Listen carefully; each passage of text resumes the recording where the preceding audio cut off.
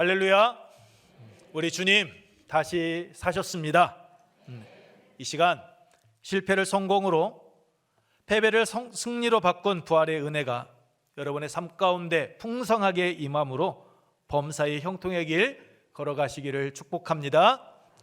이 시간 우리 함께 부활의 인사 함께 하도록 하겠습니다. 예수님 부활하셨습니다.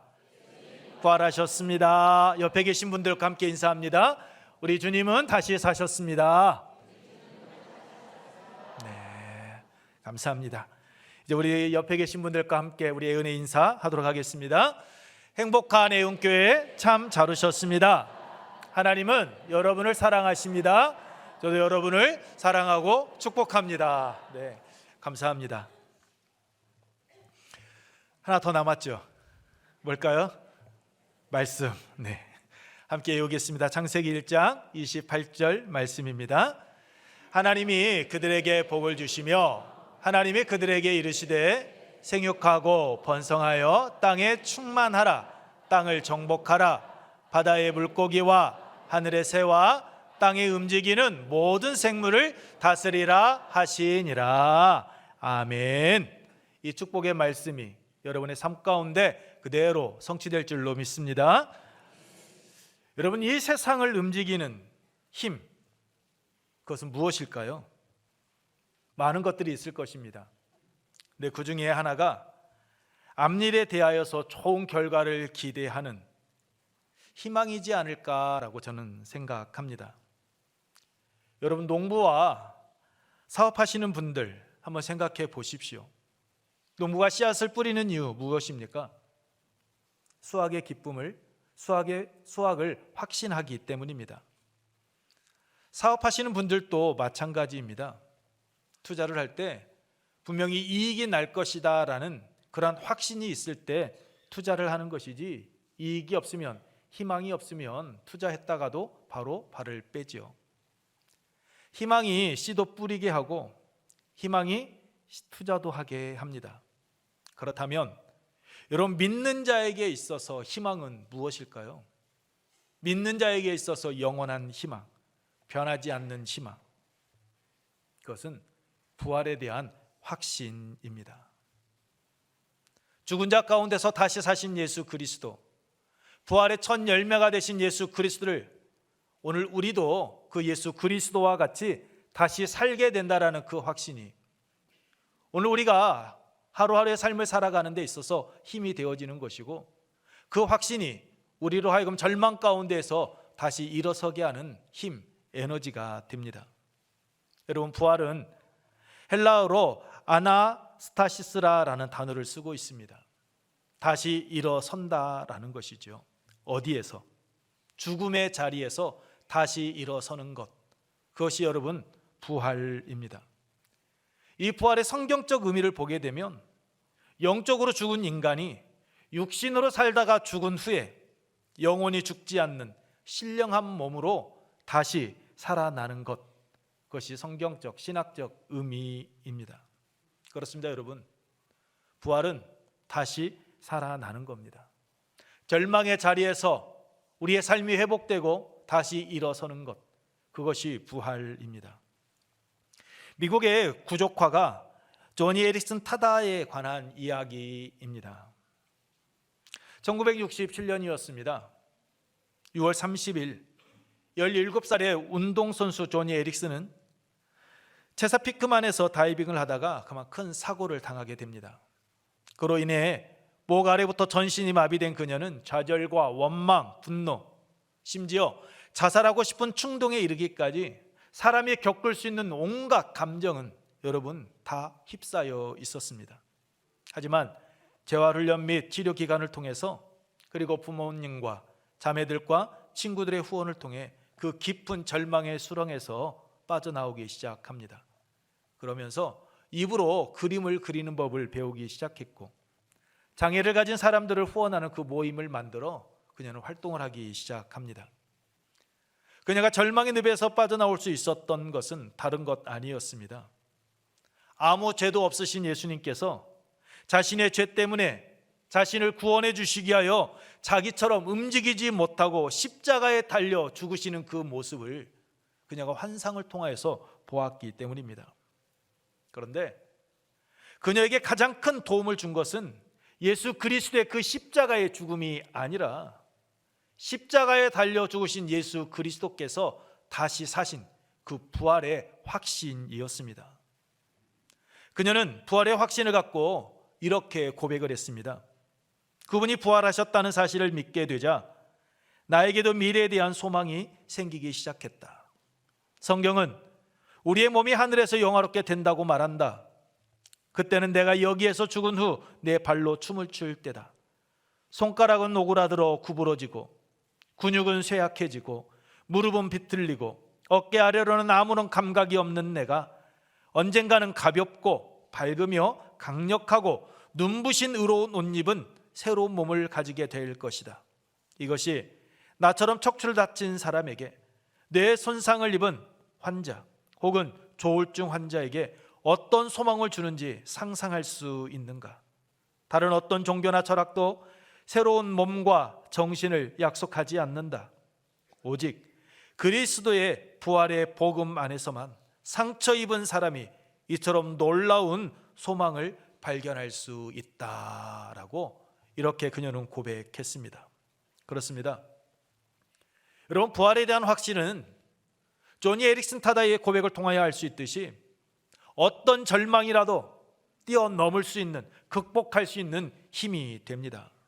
그래서 예수님께서는 당신의 그 부활의 그 기쁜 소식을 당신의 무덤을 찾았던 막달라 마리아와 다른 마리아에게 먼저 가서 제자들에게 전하라라고 명령을 하셨습니다.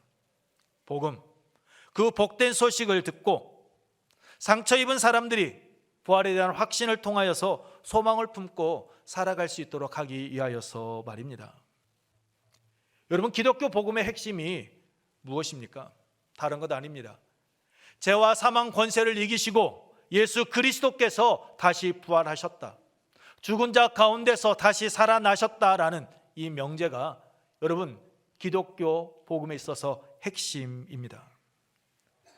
그 당시 헬라인들은 육체는 죽음으로써 그 용도를 다 한다라고 그렇게 생각을 했습니다. 오직 영혼만이 새롭게 존재한다라고 그렇게 주장을 했습니다. 이것은 헬라 철학뿐만 아니라 당시 그리스 로마 세계의 이교적 신앙에서도 보편적으로 통용되고 있었던 사상이었습니다. 당시 헬라 철학자들은 이렇게 주장하고 가르쳤습니다. 부활의 소망은 돼지의 소망이다. 일단 육신의 더러운 장애에서 해방된 영혼이 결코 재수감되어서는 안 된다라고 말입니다. 영지주의자들이 주장하였던 것처럼 육체와 영혼을 분리해서 이원론적으로 생각하고 있었던 겁니다. 헬라 철학자들, 헬라인들은 생각했습니다. 몸을 자신의 영혼을 가두는 감옥으로 말입니다. 그들은 죽음을 통해 영혼의 감옥인 몸에서 탈출하여 자유하게 된다라고 그렇게 믿었습니다. 그래서 영혼이 자유로운 자, 즉 죽은 자가 부활함으로써 다시 영혼을 육체의 감옥에 가두는 것, 그것은 있을 수 없는 일이었고 있어서도 결코 안 되는 일들로 그들은 생각하고 받아들였습니다. 그런데 이 헬라 철학 사상이 고린도 교회 안으로 들어왔던 겁니다. 그 사상이 성도들을 사로잡자 죽은 자의 부활을 기대하지 않는 이들이, 그 부활을 거부하는 이들이 하나둘씩 생겨나기 시작을 했던 겁니다. 마치 디모데후서 2장 17절로 18절에 나오는 후메네오와 빌레도와 같이 부활은 이미 지나갔다라고, 부활은 없다라고 주장하는 이들이 고린도 교회 내에서 여러분 나타나고 있었던 겁니다. 여러분, 죽은 자의 부활이 없다라는 것, 그것은 기독교 복음의 핵심인 그리스도의 부활을 여러분 부인하는 것이었습니다. 왜냐하면 고린도전서 15장 3절 이하의 말씀과 같이 예수님께서는 우리 죄를 위해 돌아가셨고 장사 지낸 바 되셨다가 성경이 말씀하고 있는 대로 사흘 만에 다시 살아나셨기 때문입니다. 예수 그리스도의 그 삶을 통하여서 친히 증거해 주셨습니다. 그런데 부활을 부인하는 것은 예수 그리스도의 그 모든 사역과 성경에서 말씀하고 있는 것을 거부하는, 부인하는 일이기 때문입니다. 사랑하는 애원가족 여러분, 죽은 자 가운데서 다시 사신 예수 그리스도, 이것이 복음입니다. 이것이 복음의 핵심입니다. 아멘 아닙니까? 이것을 믿을 때 우리의 삶의 자리는 변화되어지는 겁니다. 예수 그리스도의 다시 사심, 부활을 믿지 않으면 우리의 신앙은 여러분 헛것이 되어지고 맙니다. 헛되다라는 건 무엇을 의미합니까? 텅 비었다라는 겁니다. 공허하다라는 겁니다. 아무런 의미, 아무런 보람이 없다라는 겁니다. 무엇이요? 첫 번째는 14절 말씀과 같이 우리의 전파, 우리가 전도하는 것이 헛되다라고 성경은 말씀하고 있습니다. 왜 우리가 전파하는 것, 우리가 전도하는 것, 그것이 헛되게 되는 겁니까? 15절 말씀과 같이 우리가 거짓말하는 자가 되기 때문입니다. 예수 그리스도 그 십자가의 죽음과 부활을 믿지 못하면, 죽은 자가 다시 살아난다라는 것을 믿지 못하면 우리의 신앙은 헛된 것, 거짓 증거가 되어진다라고 여러분 성경은 말씀합니다. 두 번째로 14절과 17절 말씀과 같이 우리의 믿음이 헛되다라고 말씀하고 있습니다. 왜냐하면 부활을 부정하는 믿음은 죄에서부터 해방시켜 구원에 이르게 한 그 믿음에 이를 수 없게 하기 때문입니다. 17절로 18절 말씀과 같이 여전히 죄 가운데 거하는 삶을 살아가게 되기 때문입니다. 죄에 얽매인 삶 살아가게 됩니다.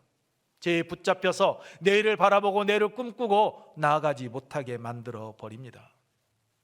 먼저 믿어 주 안에서 잠자는 자, 즉 죽은 자들은 모두 망하였다라는 오늘 본문 말씀과 같이 여러분 모든 것을 잃어버리는 결과를 낳게 되기 때문입니다. 그래서 바울은 이야기합니다. 예수 그리스도의 부활이 없다면 모든 사람들 가운데 그리스도를 믿는 오늘 우리들은 불쌍한 존재들이다라고 말입니다. 19절 말씀입니다. 우리 함께 읽습니다. 19절. 만일 그리스도 안에서 우리가 바라는 것이 다만 이 세상의 삶뿐이면 모든 사람 가운데 우리가 더욱 불쌍한 자이리라. 예수 그리스도 안에서 예수 그리스도를 믿고 살아가는 오늘 우리가 이 세상의 삶으로 끝이 난다면 우리는 정말 불쌍한 존재들 아닙니까? 비참한 존재들 아닙니까? 우리가 예수 그리스도를 나의 구주로 믿고 고백하는 그 삶의 과정, 여정 한번 생각해 보십시오. 오늘 여러분께서 이 시간 하나님 앞에 나와 예배드리고 계시는 이 모든 과정들, 이 자리에 오기까지의 삶의 모습을 생각해 보십시오. 예수 그리스도를 나의 구주로 믿고 고백함으로 좋은 일, 기쁜 일, 감사한 일들만 여러분 앞에 형통의 대로만 활짝 열렸습니까? 결코 그렇지 않았을 것입니다. 여러분이 예수 그리스도를 나의 구주로 믿고 고백하는 그 순간부터 때로는 여러 가지 시련과 환난이, 핍박이 여러분을 엄습한 이들 많이 있을 겁니다. 어려서부터 엄마의 뱃속에서부터 예수 그리스도를 나의 구주로 믿고 고백하였기에 신앙생활 하셨던 분들도 아마 동일할 겁니다. 신앙생활을 하는 것 때문에 자유를 빼앗기고, 신앙생활을 하는 것 때문에 내가 하고 싶은 일 마음대로 하지 못하는 일들 얼마나 많았습니까? 좋은 일, 기쁜 일, 감사한 일들만 있을 줄 알았는데 오히려 반대로 예수 그리스도를 나의 구주로 믿고 고백함으로 생각지 못하였던 그 뜻밖의 일들로 인하여 낙심하며 좌절하며 나갔던 때가 여러분 많이 있지 않았습니까? 그래서 오늘 우리의 삶의 자리가 오늘 현실의 삶으로 끝이 난다면 우리 믿는 자들은 그 누구보다도 불쌍하다라고 사도 바울은 이야기하고 있는 겁니다. 무엇보다도 죄 가운데 거할 수밖에 없고 그 거짓된 것을 지키기 위하여 모든 것을 내려놓는 그러한 상황에 놓이게 되기 때문입니다. 예수 그리스도의 십자가의 죽음이 하나님과 우리와의 관계를 회복시키는 화목 제물이 여러분 될 수 없기 때문입니다. 우리는 더 이상 하나님 앞에 나아갈 수 없습니다. 지성소가 되어주신 예수 그리스도를 통하여 하나님 앞에 나아갈 수 없게 되어지는 겁니다. 부활을 부인하게 되면, 부활을 인정하지 않게 되면 말입니다.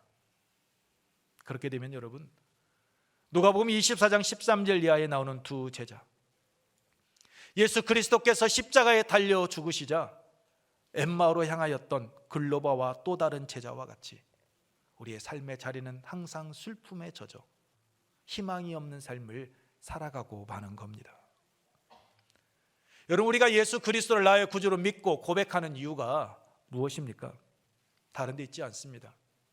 죄와 사망 권세를 이기시고 다시 사신 예수 그리스도께서 우리를 죄에서 해방시켜 주셨다라는 그 믿음, 그 확신, 그 안에서 우리로 하여금 내일을 꿈꾸고 나아갈 수 있도록 만들어 주셨기에 우리가 예수 그리스도를 믿는 것 아닙니까?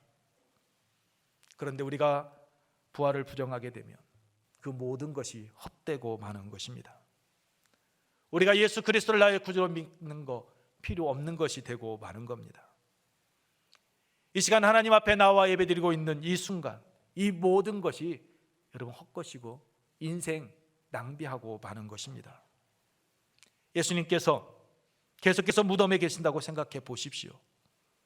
여러분, 우리는 여전히 죄와 허물 가운데 살아가게 됩니다. 여러분, 하나님께서는 사도 바울을 통하여서 로마서 4장 25절에서 우리에게 분명하게 말씀해 주셨습니다. 로마서 4장 25절입니다. 우리 함께 읽습니다. 예수는 우리가 범죄한 것 때문에 내줌이 되고 또한 우리를 의롭다 하시기 위하여 살아나셨느니라. 아멘. 그렇습니다. 하나님께서는 우리가 범죄한 것 때문에 독생자들 예수 그리스도를 십자가에 내주셨습니다. 그리고 우리를 의롭다 하시기 위하여 하나님과 깨어진 관계를 다시 회복시켜 주시기 위하여 예수 그리스도를 친히 화목제물로 삼어 주셨습니다. 그리고 그 예수 그리스도를 다시 살려 주셨습니다.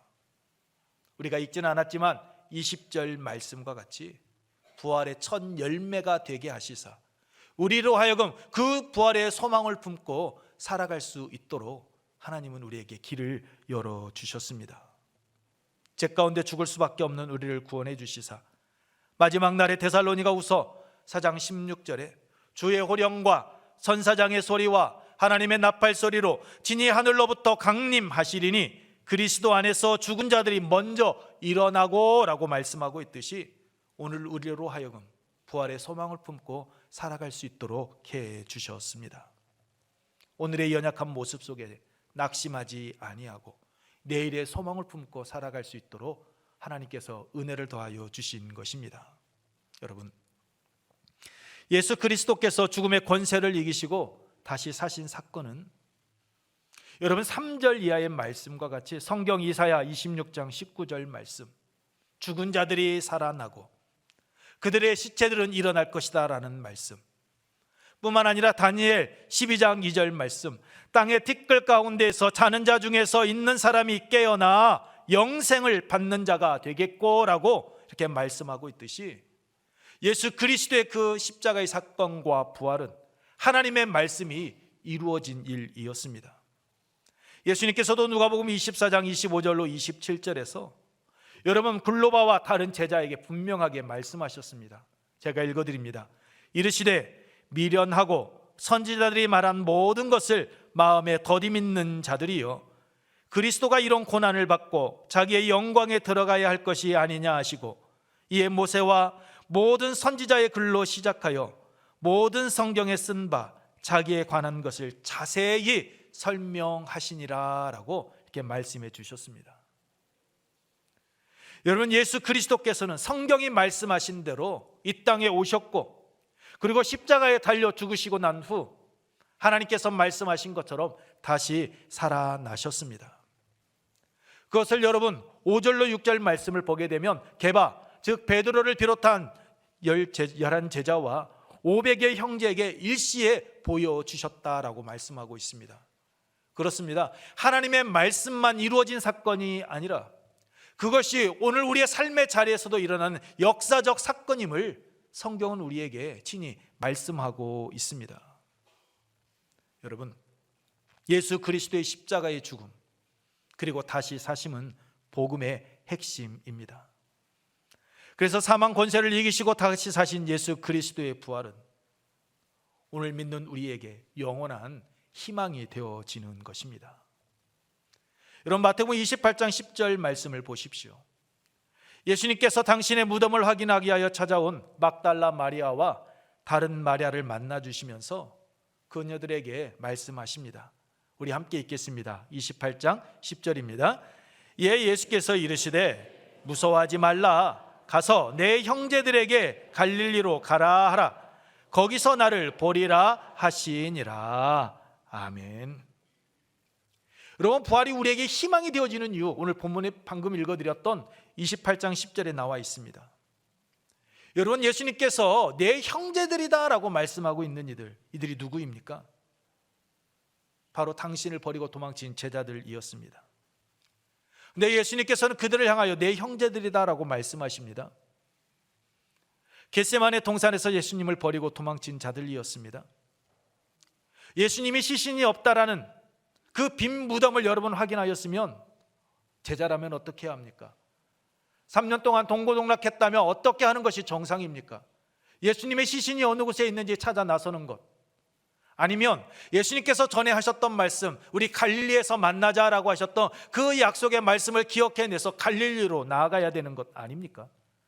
그런데 그들은 요한복음 20장 19절 말씀을 보게 되면 자신들의 안위를 생각하고 유대인들이 두려워하여서 여러분, 자신들의 몸을 숨겼습니다. 자신들이 있던 곳에 문을 굳게 닫고 두려움에 떨던 자들이었습니다. 그런 제자들을 향해서 말씀하십니다. 내 형제들이라라고. 실망스러운 자들 아닙니까?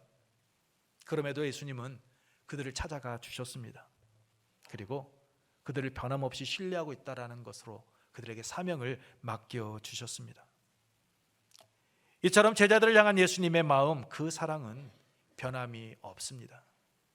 근데 그 제자들을 향한 예수 그리스도의 그 마음, 변함없는 사랑은 오늘 우리를 향한 예수님의 마음인 줄로 믿습니다. 그러기에 그 부활의 기쁜 소식, 예수님께서 죄와 사망 권세를 이기시고 다시 살아나셨다는 그 소식은 여러분 우리에게 기쁨의 소식이 되어지는 겁니다. 그 사랑이 그리스도인인 우리가 구원의 은혜를 받았음에도 불구하고 하나님의 뜻을 쫓지 아니하고 우리 자신의 안위, 욕심을 추구하다 넘어짐에도 우리로 하여금 다시 일어서게 하고 내일의 소망을 품고 나아갈 수 있는 힘, 능력으로 우리에게 역사하고 있는 것입니다. 여러분, 희망은 밝고 따뜻하고 행복한 곳에서 자라나는 것이 아닙니다. 희망은 절망 속에서 고통과 슬픔을 먹고 자라나는 꽃이다라고 이야기합니다. 예수님의 제자들은 그 절망 속에서 그 고통과 슬픔의 눈물을 먹고 다시 사신 주님을 만나 희망의 꽃을 피우고 주님께서 주신 사명을 감당하며 나아갔습니다. 자신들을 향한 실망스럽고 연약한 자신들을 향한 예수 그리스도의 그 변함없는 그 사랑을 확신하며 나아갔습니다. 저는 오늘 이 시간 부활의 아침 하나님 앞에 나와 예배를 드리고 계시는 여러분 한 분 한 분들의 삶 가운데 이 부활의 은혜가 임하시기를 축복합니다. 그래서 어떤 상황 가운데 놓여 있다 할지라도 결코 낙심치 아니하고 다시 일어서서 하나님, 나를 사랑하시는 하나님, 나를 위하여 기꺼이 당신의 몸을 내어주신 예수 그리스도, 그 십자가의 사건이 오늘 나를 위한 것임을 확신하고 믿고 고백하며 믿음의 길을 걸어가 그 안에서 승리하는 우리의 은혜 가족들, 오늘 우리의 삶의 자리가 되기를 소망합니다. 말씀을 마치겠습니다. 예수 그리스도께서는 죄와 사망 권세를 이기시고 다시 사셨습니다. 다시 사신 주님께서는 절망 가운데 있던 제자들, 두려움에 떨던, 세상과 담 쌓고 있던 제자들, 내일에 대한 근심과 걱정, 염려로 가득 찼던 제자들, 그들을 다시 찾아오셨습니다.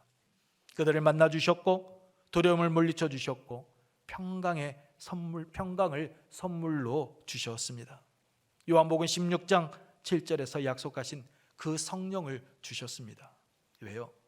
예수님의 그 빈 자리 채워주기 위함이셨습니다. 그러므로 다시 사신 주님을 바라보십시오. 주님을 신뢰하시고 내일을 향해 나아가시기 바랍니다. 우리가 예수 그리스도를 믿고 그 안에 거하면 죄와 사망 권세를 이기시고 다시 사신 주님 안에서 우리는 다시 살게 될 것이고 영원히 살게 될 줄로 믿습니다. 우리는 예수님께서 도마에게 요한복음 20장 29절에서 보지 못하고 믿는 자들은 복되도다라고 말씀하신 것처럼 예수 그리스도의 부활, 예수 그리스도 직접 만나보지 못했지만 우리는 믿습니다. 그러기에 우리는 복된 자들입니다. 믿는 자에게 영원한 희망을 품게 하는 부활을 믿는 이 복 여러분 소멸치 마시고 다시 사신 주님과 함께 희망찬 내일을 향해 나아가시기 바랍니다. 절망의 자리가 희망의 자리로 변화되어질 줄로 믿습니다. 쨍하고 해뜰 날 돌아온다라는 이 노랫말처럼 우리의 삶의 자리에 쨍하고 해뜰 날이 하나님의 은혜 안에서 반드시 임하게 될 줄로 믿습니다. 이 은혜가 우리 부활주일을 맞이하여 하나님 전에 나와 예배 드리는 여러분의 삶 가운데 풍성하게 임하시기를 축복합니다. 이 시간 우리 함께 찬양하겠습니다. 그 사랑이라는 곡입니다. 이 찬양 후에 우리 함께 기도합니다. 사망 권세를 이기시고 다시 사신 주님을 믿는 그 믿음을 통해 절망적인 상황 속에서도 낙심하지 않고 매일같이 희망을 노래하며 하나님의 영광을 드러내는 그런 믿음의 길 걸어가게 하여 주옵소서라고 우리 함께 찬양 후에 기도하도록 하겠습니다.